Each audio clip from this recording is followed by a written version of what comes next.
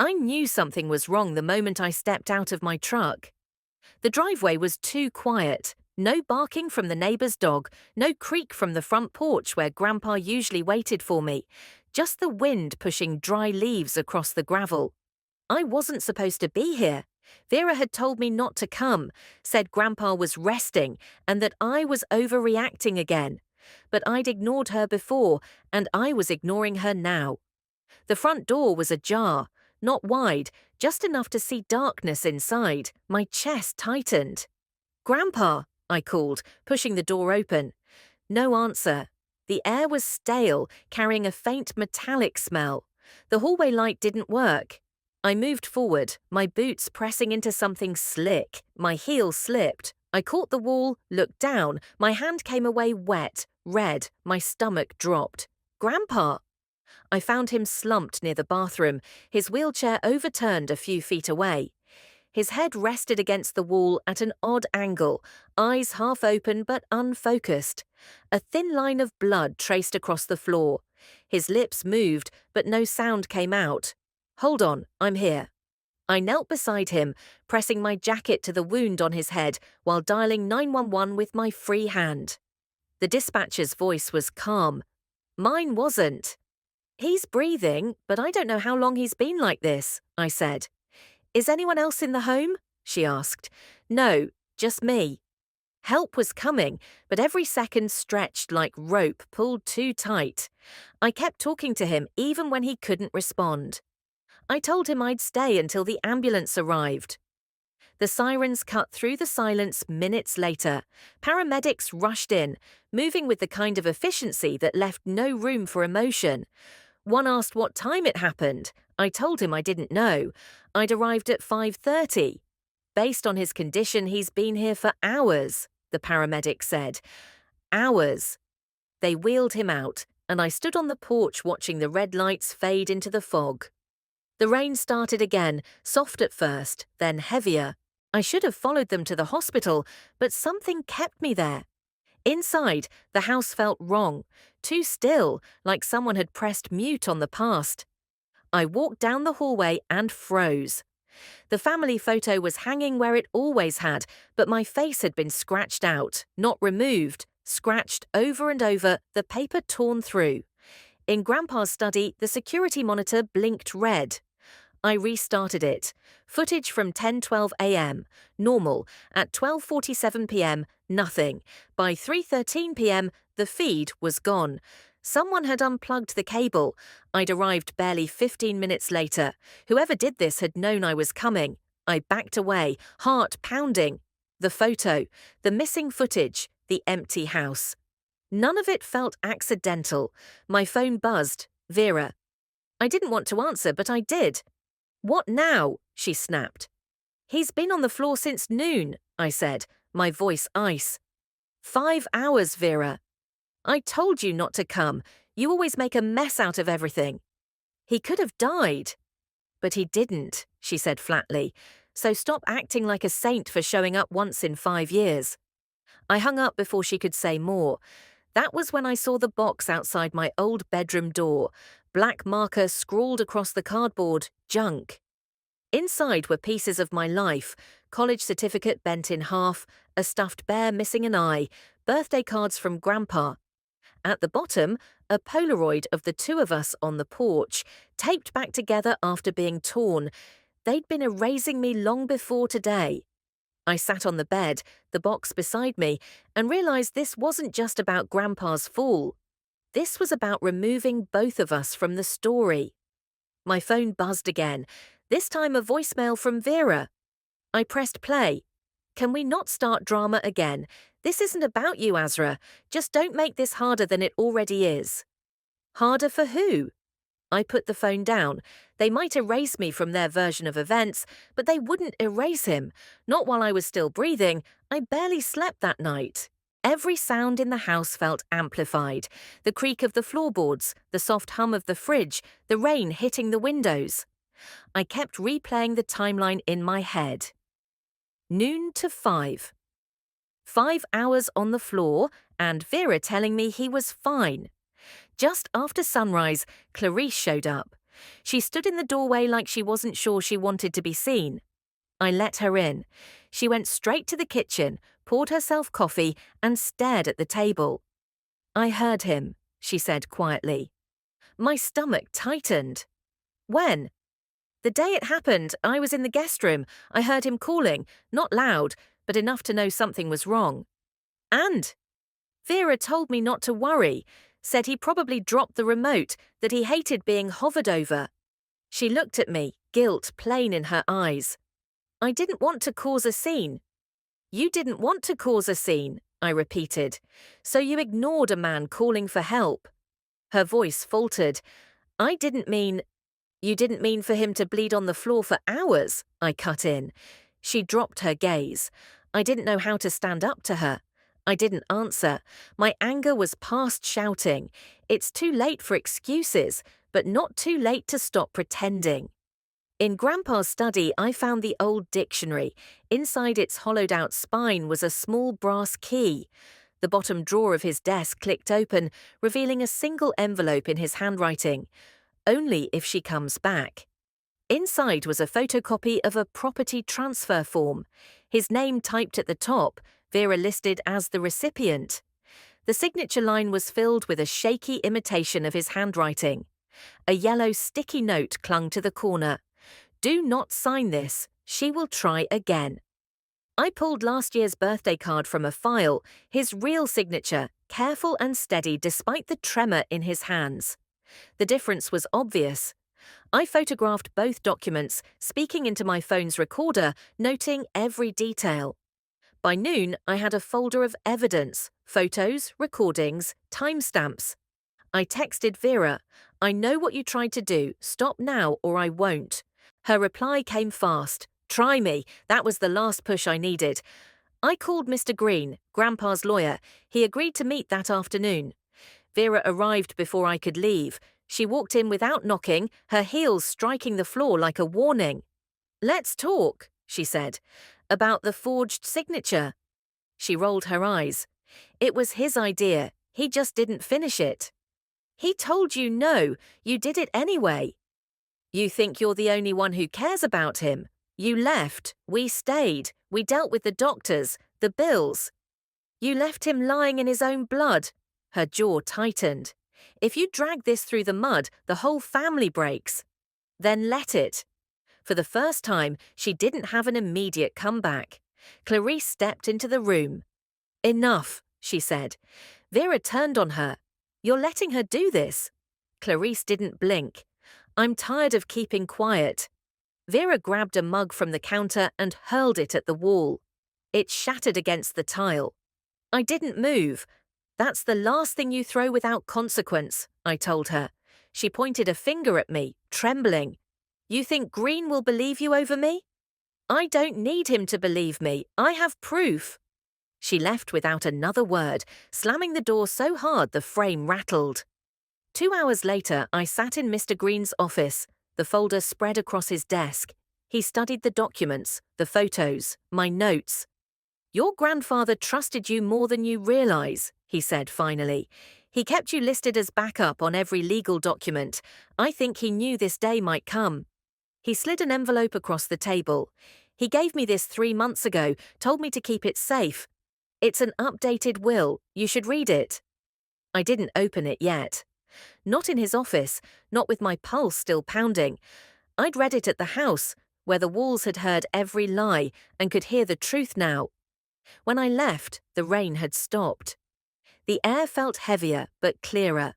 For the first time in years, I wasn't walking away from this family's mess. I was walking straight into the heart of it. By the time I got back to the house, Clarice was pacing in the living room. I set the envelope from Mr. Green on the table without a word. She stopped moving, eyes fixed on it like she already knew what it contained. "Vera will be here," I said. "I told the others too. I'm done with whispers." 15 minutes later, the room was full. My mother, 2 cousins, Mrs. Bell from next door. Vera walked in last, chin high, eyes scanning for an angle. "You seriously called a meeting?" she said, dropping her purse on the couch. This, I said, holding up the envelope, is Grandpa's updated will, dated and notarized. It names me as his sole heir and medical guardian. It overrides anything before it. Vera crossed her arms. Convenient. Mr. Green, who'd arrived with me, spoke from the corner. I verified the signature and date. He was clear and competent when he signed it. He was also clear about who he trusted. The air tightened. Vera laughed once, sharp. You expect me to believe this wasn't staged? He was confused half the time. Mrs. Bell's voice cut through. I heard him that day, through the window. He was calling for help. Vera's head snapped toward her. You're mistaken. I knocked, Mrs. Bell continued. You answered. You told me it was the TV and that he was resting. Silence spread like a stain. I stepped forward. You didn't just leave him alone. You shut out anyone who tried to help. Vera's control cracked. He was slipping. We were doing the best we could. Clarice's voice rose. No, you told me he was fine. You said you'd checked on him. I believed you. That was my mistake. Oh, now you're on her side? Vera shot back. Clarice didn't flinch. I'm on the side that tells the truth. Vera's hands clenched. He was dying anyway. What's the point of dragging this out? The point, I said, stepping closer, is that he was alive and he deserved better. Her jaw worked, but before she could speak, her phone rang. The caller ID lit up. County Sheriff's Department, she froze. You called the cops on me? She asked, voice low. No, I said. I submitted evidence. Mr. Green nodded toward the doorway.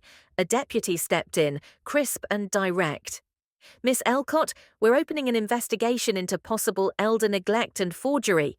You're not under arrest, but you're required to cooperate fully. Vera snatched the paper from his hand. This is ridiculous, she turned to me. You've always wanted to ruin me. No, I said. I wanted to protect him. Everything else is just a consequence. She glared, then stormed out, her footsteps fading into the gravel outside. The room stayed still. Clarice sank into a chair, her voice barely above a whisper.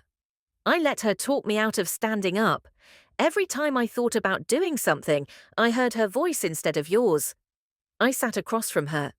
It's too late to fix what happened, but it's not too late to make sure it doesn't happen again. She nodded, eyes glassy. After the others left, I stayed alone with the envelope and the weight of what had just happened. Vera wasn't gone for good, but the silence she'd counted on had been broken. And once it's broken, it doesn't come back. The deputy's car had barely turned off the gravel when the phone calls started. First from cousins I hadn't spoken to in years, then from numbers I didn't recognize. Most went unanswered. I didn't need explanations, and I didn't owe any. The investigator assigned to Grandpa's case called that evening. He wanted every document, every recording, every photo. I emailed him the folder I'd built over the past 2 days. A half-hour later, he called back. This is more than enough to open the formal case, he said. We'll need statements from you and from anyone who witnessed the neglect directly. Mrs. Bell agreed immediately. Clarice hesitated, but in the end, she said she'd do it. I knew it cost her something, but silence had already cost too much. The next morning, I went to the hospital. Grandpa was stable but hadn't woken. The nurse said he hadn't moved much, but his vitals were steady. I sat beside him, the will folded in my pocket. I read it, I told him quietly. You didn't have to leave me anything to know where we stood, but you did anyway. His hand didn't move, but I rested mine over it. I didn't need a squeeze back, just being there was enough. Back at the house, I kept moving, cleaning, sorting, throwing out what wasn't worth keeping. It wasn't about the things, it was about stripping away whatever Vera had left behind. 2 days later, the investigator returned my call. We've confirmed the signature on the transfer form is forged. Your grandfather's will is valid and will stand. Vera will be interviewed formally next week. It was the first time in days I let my shoulders drop. Not in relief, but in certainty. The outcome was finally moving beyond my control, into the hands of people who couldn't be talked down in the hallway or over the phone. That night, I found another envelope in Grandpa's closet. The handwriting was shakier than I remembered, but still his. On the front, "To be read after I'm gone." I didn't open it right away. I stood in the garden, the air damp from a light rain, holding it like it might change if I waited. When I finally tore it open, there was only a single line inside. "If she comes back, tell her I never stopped believing her heart was the best of us all." I read it twice, then folded it carefully. It didn't matter who she was meant to be: Clarice, my mother, maybe even me. The point was the same. The following week, Vera's name showed up in the county's public case records. Elder neglect, attempted fraud. It wasn't a conviction yet, but the process had begun. She called once, I didn't answer. Grandpa passed the next morning. "Peaceful," the nurse said. I believed her. The funeral was small. Vera didn't come. Neither did half the family. That was fine. The people who mattered were there, and so was the truth. After, I packed up what I wanted to keep: the wooden box he'd carved, the birthday cards, the Polaroid of us on the porch. Everything else stayed for the estate sale Mr. Green would arrange. The day I locked the door for the last time, the house didn't feel like it was holding its breath anymore. It felt empty in the right way. I drove west until the road ended at a small coastal town, rented a cottage, found part-time work at the bookstore on Main Street. I didn't plan to start over. I just wanted to live without waiting for the next betrayal. Vera's case dragged on. I heard she'd lost her job. I didn't celebrate, but I didn't mourn it either. Actions have weight. Eventually, they land. Some nights, I open the wooden box and read the notes Grandpa left on my old writings. The one I come back to most is from a poem I wrote at 16. "You are more seen than you know. It's not revenge that keeps me here now. It's the fact that he was right." 3 months after the funeral, the county prosecutor called. Vera had accepted a plea deal: probation, mandatory restitution, and a public admission of wrongdoing. It wasn't prison, but it was a record she couldn't erase. "She'll never hold legal authority over anyone vulnerable again," the prosecutor said. That was enough. Justice doesn't always look like the movies. Sometimes it's quieter, administrative, sealed in documents and signatures that can't be undone.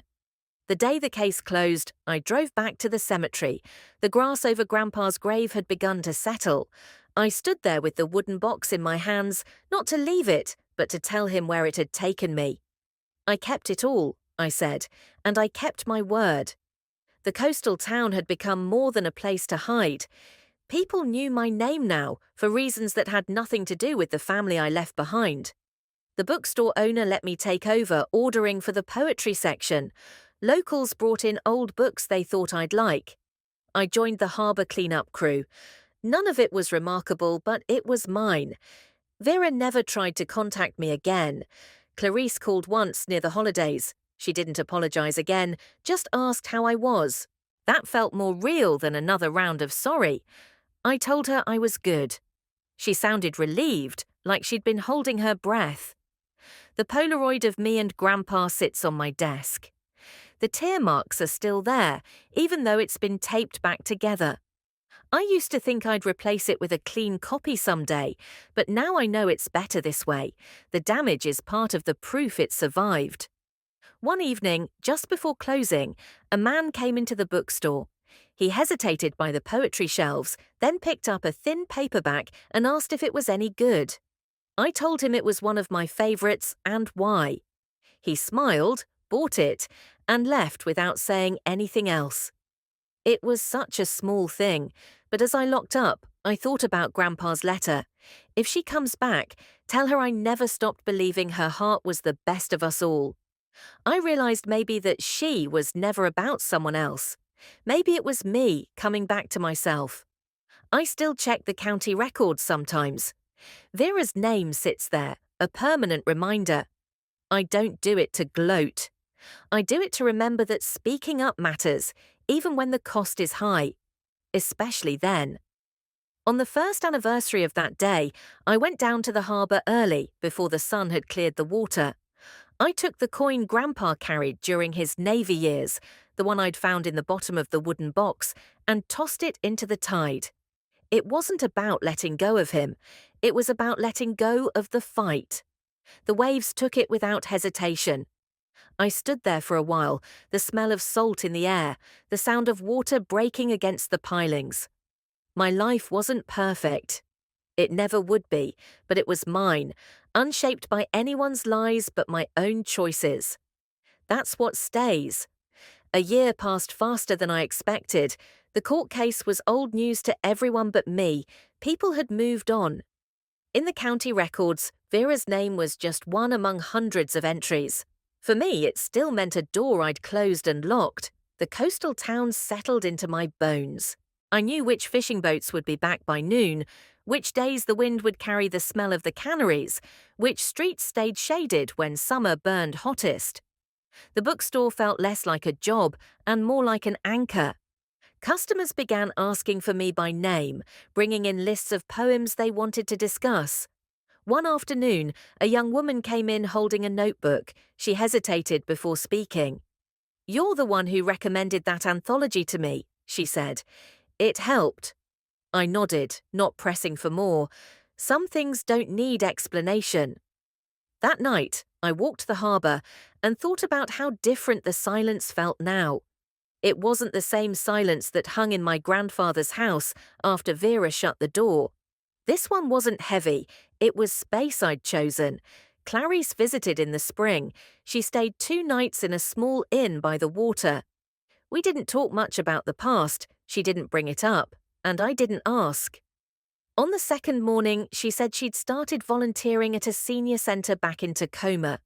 I didn't comment, but I noticed the way she said it, without seeking approval, just as fact. I still keep the wooden box on my desk. Sometimes I read the notes Grandpa left under my old writings. Not all of them are kind, some are blunt in ways only he could get away with. But they're all honest. That's the part I hold on to. In July, I got a letter from Mr. Green. The estate had finally closed, the last of the accounts settled. A modest sum was deposited into mine, enough to give me choices. For a week, I considered leaving the bookstore, maybe starting something of my own, but in the end, I stayed. Not because I couldn't do more, but because I wanted to stay close to the life I'd built without anyone else's permission. Vera never showed her face in town. Rumour was she'd moved inland, keeping a low profile. Sometimes I wonder if she thinks about the day the deputy came to the house. Maybe she tells herself it was bad luck. Maybe she tells herself I was out for revenge. Let her. I'm not in the business of rewriting her story, only my own. The anniversary of Grandpa's passing came quietly. I went to the harbour at dawn, like last year, and sat on the same bench. This time, I didn't bring anything to throw into the water. I'd given the tide enough. As the sun came up, I realised the fight had stopped living in me. It was still part of my history, but it no longer dictated my steps. The people who had underestimated me weren't part of my days anymore. The people who valued me didn't need reminding. Before heading back, I whispered the words he'd written in that last letter. Her heart was the best of us all. It didn't matter if he'd meant me or not. I'd decided to live as if he had. On the way home, I passed a yard sale and stopped. On a folding table under a stack of paperbacks, I saw an old typewriter. The keys were stiff, but it worked. I bought it without bargaining. Back at the cottage, I set it on the desk beside the wooden box. I don't know what I'll write yet, but I know it will be mine. Some stories end with a victory. Mine ends with ownership of my name, my choices, my place in the world. And that's more than enough. By the second year, the story had settled into memory. People in town knew pieces of it, enough to nod in quiet understanding when my name came up. But no one asked for details. That was the way I liked it. Life had a rhythm now. Mornings at the bookstore, afternoons walking the bluff, evenings at the harbour. I'd joined a small writing group that met once a week in the back of the library. We shared drafts, offered suggestions, argued about line breaks. No one knew my family history. No one needed to. One afternoon, while sorting donations at the shop, I found a book of naval history. Inside was a faded photograph of a ship's crew, faces blurred by time. The name on the back was my grandfather's. It wasn't the kind of thing you sell. I took it home and slipped it into the wooden box. The box had become less of a keepsake and more of a compass. Everything in it felt like a point on the map that had led me here. I didn't open it every day, but I liked knowing it was within reach. In early spring, a letter arrived from the county clerk. The final restitution payment from Vera had cleared. The amount wasn't large, but it marked the official end of the case. Along with the payment was a form stating the legal restrictions placed on her would remain permanent. I signed it and sent it back without hesitation. It wasn't satisfaction I felt, more like the closing of a file in a drawer I'd never open again. That evening, I walked down to the pier. A fishing boat was unloading, and the captain waved me over. He'd found an old coin in one of the nets and thought I might like it. It wasn't the same as Grandpa's, but the weight in my hand felt familiar. I thanked him and kept it. Some things return in different shapes. Clarice called a week later. She'd been travelling, visiting places she'd always talked about but never gone to. She didn't mention Vera, and I didn't ask. Before we hung up, she said, "I'm glad you didn't give up." It wasn't an apology, it was better. The writing group encouraged me to submit something to a regional contest. I hesitated. Most of my work was personal, rooted in moments I'd spent years trying to protect from other people's interpretations. But eventually, I sent in a short piece about the harbour at low tide. It won second place. They invited me to read it at the library. The night of the event, as I stepped to the podium, I thought about the years I'd been told my words were too much, my feelings too loud. I read anyway. No one interrupted. When I finished, the room was quiet for a moment, then filled with applause. On the walk home, I realized this was the revenge I hadn't planned, living fully in the space they'd tried to erase me from. The coin from the fisherman sits on my desk now, beside the typewriter. I don't know if I'll keep it forever or pass it on someday. What matters is that it's here now, proof that not everything lost stays gone. When I think about my grandfather, I don't picture the day I found him on the floor. I picture him on the porch, mug in hand, looking out at the water. That's the memory I've decided to keep. I used to think closure was something you chased until you caught it. Now I know it's something you choose, moment by moment. And in choosing it, you start to see the long view. Not just what you walked away from, but everything you walked toward.